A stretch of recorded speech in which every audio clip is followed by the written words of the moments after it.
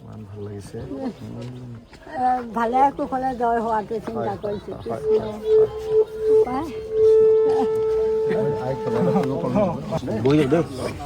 আপুনি বহিব নালাগে।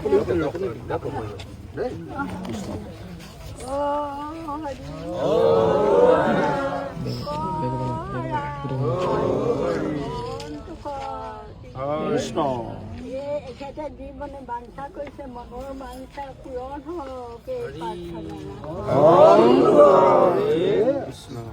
কৃষ্ণ আশীৰ্বাদ কৰিব আমাক আশীৰ্বাদ কৰিম বুলি চাই ৰৈ আছো। আজি 5 দিন মানৰ পৰা কৈ আছে মোক যেনে তেনে কৈ আছে আইতা।